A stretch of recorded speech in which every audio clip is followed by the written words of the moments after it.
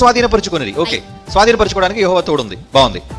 అయితే మైదానమందు నివసించే వారికి ఇనుప రథములు ఉన్నందున, ఇనుప రథాలు ఉన్నందున వారిని వెళ్ళగొట్టలేకపోయిరి అంటున్నాడు. చూడండి, అంటే ఇనుప రథాలు ఉంటే దేవుడు గెలిపించలేడా? ఇనుప రథాలు ఉంటే దేవుడు అసమర్థుడు కాడుగా? దేవుడికి సమస్తము సాధ్యంగా. ఆయన తలుచుకుంటే ఏ సైన్యాన్నైనా మట్టి కల్పించగలడు కదా. అంటే ఇనుప రథాలకు భయపడిపోయాడా? ఇనుప రథాల వల్ల విజయాన్ని సాధించలేకపోయాడా? అంటే మీ దేవునికి కూడా అసాధ్యాలు ఉన్నాయి. ఆయన దేవుడు ఎలా అవుతాడు? కనుక దేవుడైన వ్యక్తి ప్రతిదాన్ని సాధించగల సమర్థుడే దేవుడు. మనుషులకైతే అసాధ్యాలు ఉంటాయేమో కానీ దేవుడికి సమస్తము సాధ్యమే అని మీ బైబిల్ చెప్తున్నప్పుడు ఒక దగ్గర యేసుక్రీస్తు చేయలేకపోయాడు. మీరు దేవుడు అనుకుంటున్న యేసుక్రీస్తు వారు.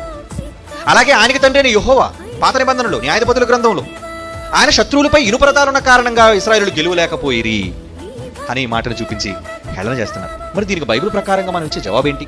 ప్రియులారా, మొదటి నుంచి నేను చెబుతున్నట్లుగా బైబిల్ ఎప్పుడు మనుష్యుల చేత మరి అపహసింపబడేటంతటి స్థితికి దిగజారలేదు బైబిల్. ఎందుకంటే దేవుని వలన రాయబడిన మాట.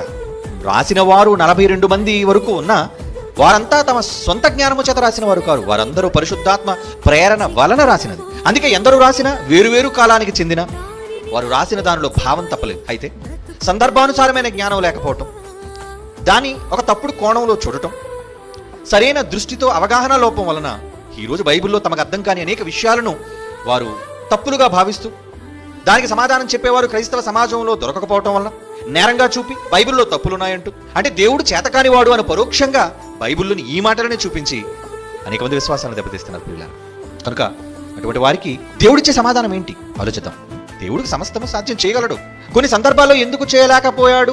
చేయలేకపోయాడా, చేయలేదా? ఆ తేడాను గమనించాలి. చేయలేనివాడు అసమర్థుడు, చేయగలిగి ఉండు కూడా చేయలేనివాడు ఆలోచనపరుడు.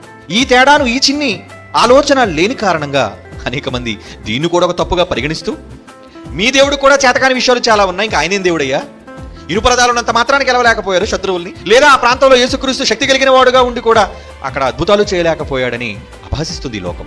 ప్రియులరా, దేవుడికి సమస్తము సాధ్యమే. చేయలేదు అంటే చేయకపోవడానికి గల కారణం తెలుసుకోవాలి.